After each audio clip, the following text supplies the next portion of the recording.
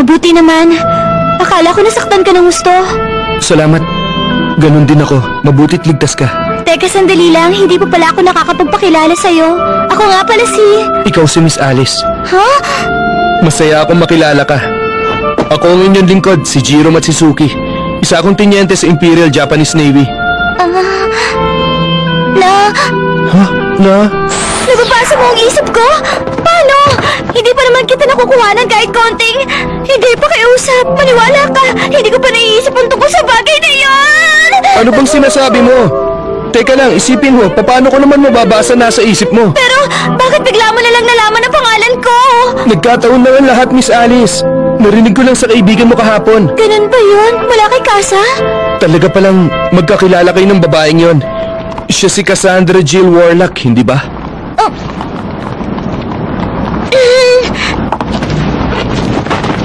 Hindi talaga kami magkakilala ng babaeng yon. Totoo bang sinasabi mo? Aba, syempre naman. Nagsisinungaling ka lang. Nagsasabi ako ng totoo, no? Hindi ka ganun kagaling magsinungaling, Miss Alice. Teka nga, pinagdududahan mo ba ako? Imposibleng hindi mo alam ang tungkol dito. Pero ang babaeng yan ay isang vampira.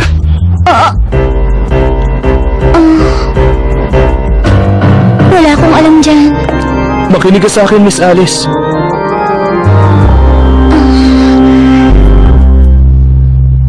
Order Coffin Company. Mimiko, marami kang tulong na ginawa para sa akin. Kaya gusto sana kitang tulungan kahit paano. Bakit? Hello? Naririnig mo ba ako, Mimiko? Mimiko?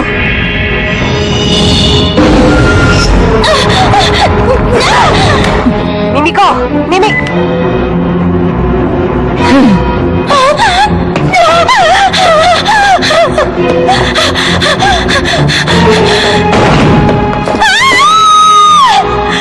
Paano? Madali lang naman gawin yon. Gamit ang iRaid, nagagawa ko ang bagay na gusto ko. Sino ka ba talaga? Sumagot ka! Sino ka? Nakakalungkot naman. Hindi mo kailangang matakot sa akin. Huwag kang ganyan. Buong araw tayong nagkwentuhan, hindi ba? Kasa? Aba naman, kilala mo na kung sino ako. Di ba ngayon ko pa lang naman pinakita ang totoong anyo ko sa'yo? Hindi ko inakalang mahuhulaan mo agad kung sino ako. Pasensya ka na't niloko kita. Si Jiro ba ang nagbanggit sa'yo ng tungkol sa akin? Ay naku, sigurado akong siniraan na niya ako sa'yo. Siya kasi yung tipo ng vampira na nagtatanim ng galit sa kapwa niya. Ito ang hideout ko. Welcome sa'yo, Miss Mimiko Katsuragi. O ano, napansin mo na ba? Ito ang hideout ng pamilya ko. Dito sa napakagandang special zone. Siya nga pala. Siya ang kapatid ko. Pasensya ka na sa kanya. Minsan ganyan lang siya. Wala lang siya sa sarili niya ngayon. Wala sa sarili? Literal na wala siya sa sarili niya. Siguradong mamaya pa siya magigising. Heto, sulatan mo siya sa mukha niya para masaya. Nabubura naman to eh. Ano bang kailangan mo kay Jiro? Siya ang totoong dahilan kaya ka lumapit sa akin, di ba? Matalino ka pala. Anong gusto ko kay Jiro? Naku, wala lang. Hindi naman masyadong mahalaga yon. May 10 taon na rin na nakakalipas kaya gusto ko lang naman siyang bisitahin. Para lang sa espesyal na araw na to. Marami akong inihandang sorpresa para lang sa kanya. Hindi na nga ako makapaghintay na makita ang mukha niyang namumula sa galit. Siyempre, may iba pa naman akong plano sa pagbisita ko rito.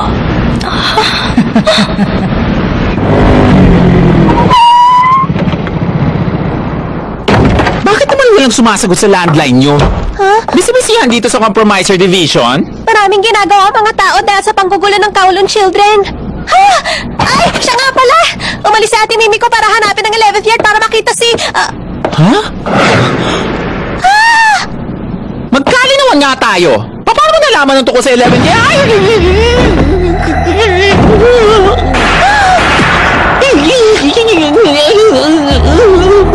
Ano ka, ano? Doon sa 11th yard? Sabihin mo, ano ba talagang meron sa 11th yard? Magandang tanong yan. Uubra yan pagdating sa taktika. Pero mali ka yata ng strategy ginamit, Mimiko. Matutulungan ka kaya ng tanong mong yon para mabuhay ka pa ng mas matagal? Nakakalungkot kung ganon. Buong araw pa naman tayong nagkwentuhan, hindi ba?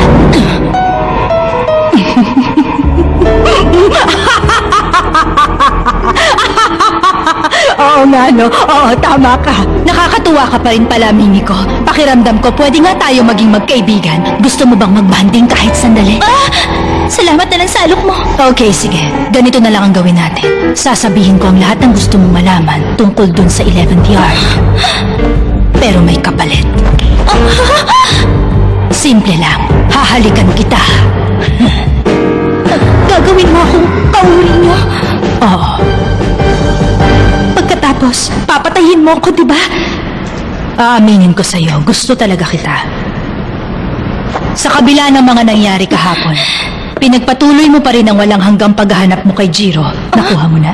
Ikaw yung tipo ng tao na kapag ginusto mo talaga, gagawin mo ang lahat ng abot na makakaya mo para matulungan ang isang vampirang nangangailangan.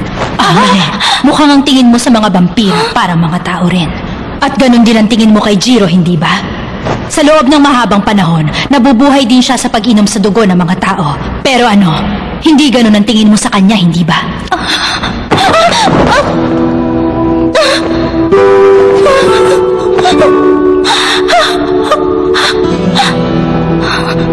Natikman na ni Jiro ang dugo mo, tama ba ako? Naaamoy ko pa siya. May gusto ka ba sa kanya? Nagkakamali ka. Nakidnap si Kotaro noon kaya... Itigil mo na yan. Dahil kahit konti wala kang pag-asang manalo. Ang lahat-lahat, pag-aari ni Alice Eve hanggang pinakahuling patak ng dugo niya. Alice Eve? Sino siya? Mukha lang napaka-inosente niya. Pero ang totoo, isa rin siyang gahamang black blood kagaya ng iba. Pero ang mas mahirap, siya mismo hindi niya napapansin ang ugali niyang yun. Ano ba naman yan? Napakasama niya talagang tsumempo. Itigil mo na yan, salbahe ka! Ikaw pala, Kotaro! Tumulong ka muna. Grabe talaga. Dali! Magmadali kayo!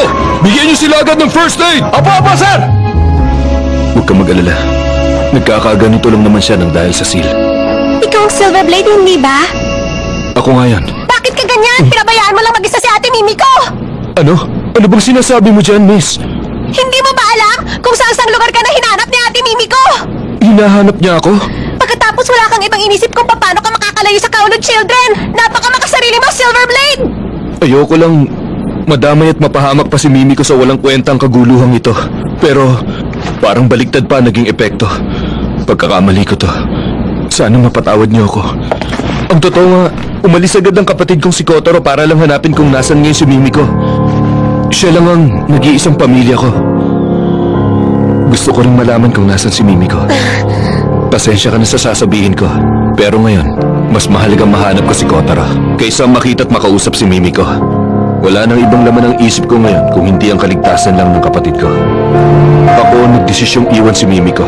At alam kong napakamakasarili ng hihingin kong pabor sa iyo ngayon. Pero pakiusap, sabihin mo sa akin ang nalalaman mo. Bakit mo pa sinabi ang bagay na yan sa akin? Sana di mo na binanggit ang kapatid mo. Sana sinabi mo na lang sa akin na gusto mo lang mag-sorry kay Ate Mimiko kaya gusto mo siya makita ngayon. Yun din. Ngayon nabanggit mo na. Dapat nga humingi ako ng tawad. Ganun pala. Ngayon gets ko na. Mukhang seryoso na nga ang nangyayari sa kanila. Naku, wala yun. Mukhang wala na ako magagawa. Sasabihin ko na sa'yo kung nasan si Ate Mimiko. Maraming salamat sa'yo. Lumayo ka kay Mimiko! Nakakainis, bakit ganito? Hindi tama to! Hindi mo lang alam ko anong hirap ang dinanas ko para lang mabuo ang plano ko! Pagkatapos bigla ka nalang magpapakita para makialam at manggulo!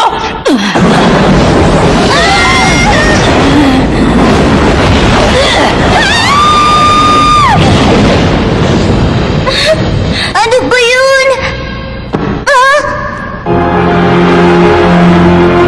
Teka! Anong ginagawa mo rito?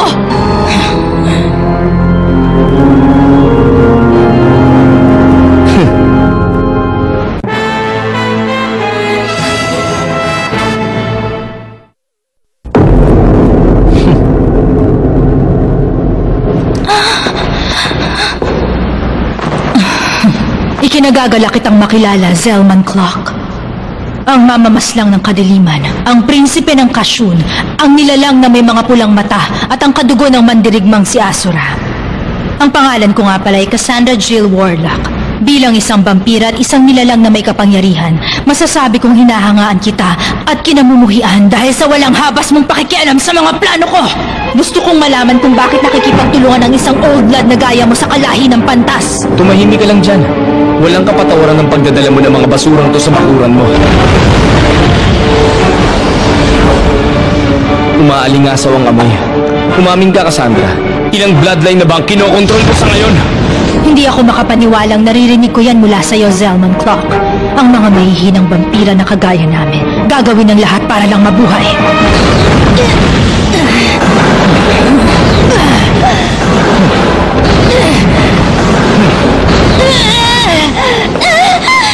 Wow, ang galing mo naman! Mabilis din siya. Mas malakas pa sa inaasahan ko. Ang i-ignite mo. Tama, hindi ikaw yung tipo ng nilalang na matatalo ko. Nakakawalang gana. Kotaro, compromiser! Dumapa na muna kayo at magdasal!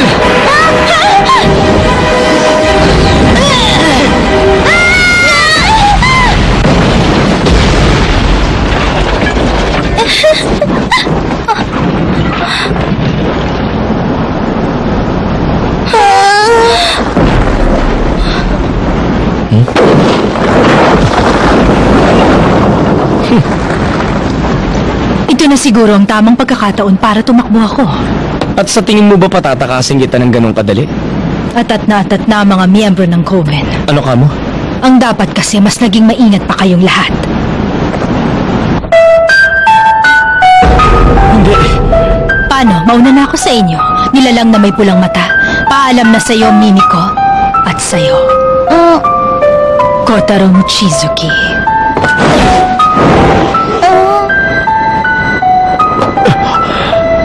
Maraming salamat talaga sa tulong niyo, Zelman. Kayo ang nagligtas sa akin. Hindi pa to ang tamang oras para magpasalamat ka. Huh? Mga dugo nila yan. Hindi pwede. Napakadami pa nun. Hanggang dito na lang muna. Ang mabuti pa, magpahinga ka na lang. Sige, maraming salamat Zelman! Bakit ba sa tuwing kasama kita, pakiramdam ko bumabait ako? Kumain ulit tayo ng ramen, ha? Sige! Mimiko? Okay ka lang ba dyan, Mimiko?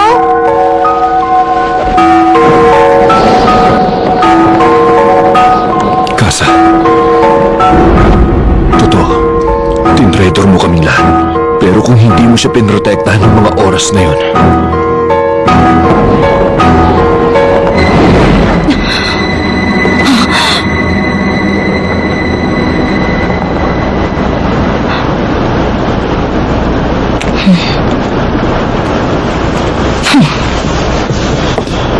Ate? Wala yun. Ihanda nyo na ang lahat. Aalis na tayo sa special zone.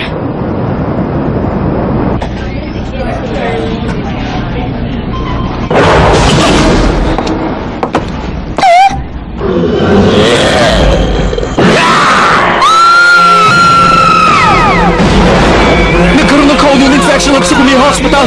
Ang aning na vampirang dinala ng suppression team ang tinuturo sa infection. Ano ka mo? Seryoso po ang sitwasyon sa ospital. Nagsisimula na ang second stage ng infection. Ipadala niyo na ang suppression team sa hospital. Nasaan si Chief Zhang ngayon? Hindi ko po alam, sir. Ipatawag niyo siya agad. Kailangan natin siya rito. Roger, sir. Ano ba itong nangyayari? Chief, may nakita akong kaunto ng dugo ng black blood dito sa courtyard.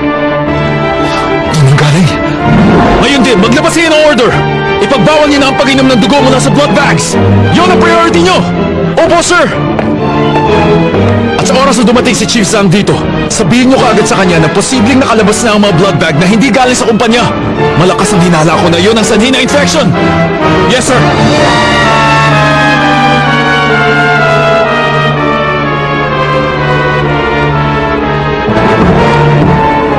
Nakabukas ang pintuan. Excuse me po. Pasensya na po kayo sa pang-iistorbo ko sa meditation niyo, sir. Pero kailangan po kayo sa control room. Ipinapatawag po kayo. Sabi na nga ba't ikaw yan? Ikaw ang walker man. O baka naman gusto mong Hitowatari na lang itawag ko sa'yo kagaya lang ng dati. Sasan ang tawag sa akin yan. Seiryu, tagapagtanggol ng silangan, ang Young Master. Sumasakop sa mga gabi ng Hong Kong at ng Special Zone. Wala kang pinipiling lahi. Dahil ikaw ang tagapagtanggol ng mga Red Blood at ng mga Black Blood, maharlika ang inyong dugo. At alam ko rin pong isa kayong direct descendant ng chaotic bloodline. Ikinagagalak ko po na makita kayo ulit. Kung ganon, ikaw palang traidor. Tama. Medyo nahirapan din ako. Alam niyo na naman siguro ang totoong pakay ng grupo namin sa ngayon, hindi ba? Mahal na mahal ko ang lugar na ito kagaya na lang ng pagmamahal ko sa Hong Kong noon. Kaya naman kung isusuko mo sa akin itong Special Zone, sinisiguro ko sa iyong walang... Tumahimik ka! Mahal mo? Anong kalokohan ang sinasabi mo? Nakalimutan mo na bang ginawa ng bloodline nyo sa Hong Kong 10 taon nang nakalilipas? Baka gusto mo makipag-trade sa akin! Anong sinabi mo? Kami may kontrol sa pamamahagi ng mga dugo dito sa Special Zone. Habang tumatagal, magbabagong anyo ng bawat isa. Kaya kapag kumalat ng bloodline namin sa Special Zone, napakalaki ang posibilidad na magsisimula na naman ang isang malawakang vampire hunt sa buong mundo. Ryu, nasan ba talaga ang 11th yard na yon? Kung sasabihin mo sa akin, sasabihin ko naman sa'yo kung saan namin ipinakalat ang mga blood bag. Makinig ka, Kowloon Child. Wala akong balak makipagkasundo sa'yo. Wala kang pakialam kahit mawasak ang Special Zone? Hindi isang tulad mo lang ang magpapabagsak sa Special Zone. Kung ganun pala di susubukan ko na lang ulit makiusap sa inyo, Master. Naglagay kasi ako ng isang bomba sa building na ito. Sa palagay mo, ilang pamilya kaya mag-iiyakan sa oras na pindutin ko ito? Wala kang kasing sama. Ano ba ito? Ano bang ginagawa ng suppression team? Napakalaki na nakaguluhang nangyayari dahil dito nanganganib na ang buong Special Zone! Kaya nga nandito ang kumpanya natin para ayusin ang mga ganyang kaguluhan. Huli na ang lahat! Ay posibleng mapagtakpan pa natin ang ganito kalaking gulo! Totoo nga na napakaraming vampira na nakatira dito sa Special Zone. At pag nalaman nyo na lahat, sigurado akong wawasakin nila ang lugar na ito! Kung ganun, kailangan pa rin natin tong itago hanggang sa huling sandali. Kahit anong paraan pa ang gamitin natin. Makinig po kayo! Naintindihan ko po ang nararamdaman ninyo. Tandang-tanda ko pa ang bawat pangyayari na parang kahapon lang ito. Ang araw na dinala nyo sa lugar na ito ang napakalaki niyong kumpanya para lang sa mga naninirahan dito. Halos kayo na po ang bumuo sa Special Zone, sir. Dati parang isang malaking tambakan ang lugar na ito. Subalit dahil sa inyo, umunlad ang Special Zone. Pero wala nang pag-asa ngayon. Bumuo na lang tayo ng bagong Special Zone. Tumakas na lang tayo. Sir! Sir! Pakiusap! Sir! Naiintindihan ko rin naman ang nararamdaman ninyo. Salamat sa inyo. Pero... tumahimik kayo! Pero sir, makinig kayo sa amin! Kayo makinig! Itigil nyo na ang pagrereklamo nyo sa akin! At gusto nyo bang tumakas? At sino ba sa palagay nyong kinakausap nyo ngayon? Ako ang nag-iisang presidente ng kumpanyang ito. Kaya hindi ko iiwanan ang kumpanyang ito kahit ano ba mangyari! Makinig kayo. Dito ako ipinanganak. Nagkaroon ng isip at nagtagumpay. At dito rin ako mamamatay.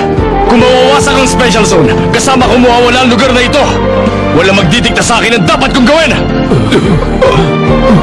Sa kahit na anong paraan, gawin niyo ang lahat na makakaya niyo para itago ang mga nangyayari rito. 10 taon niyo na rin pinapangalagaan ang Special Zone. Ipakita niyong kaya niyong gawin. Dahil alam ko namang kaya niyong gawin ang bagay na yon. Tama kayo, sir. Hindi, Mr. President. Hinihintay ko ng sagot mo sa akin.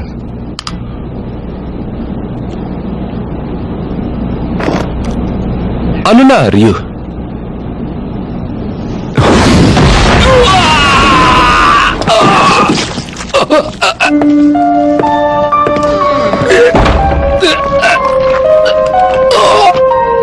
Zhang, ang lalaking ito ay...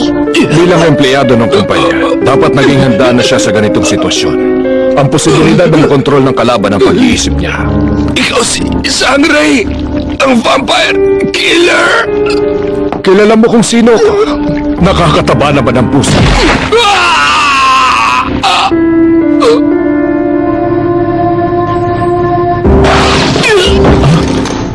Okay ka lang?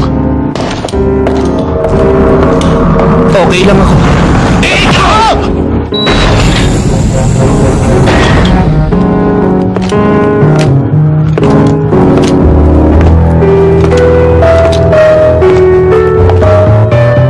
Ano ba yan?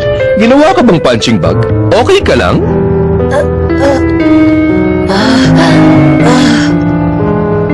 Ayos ba tayo, Yafri? Kuya, Pasalubong ko. Uminom ka na lang ng dugo para makalis na tayo rito.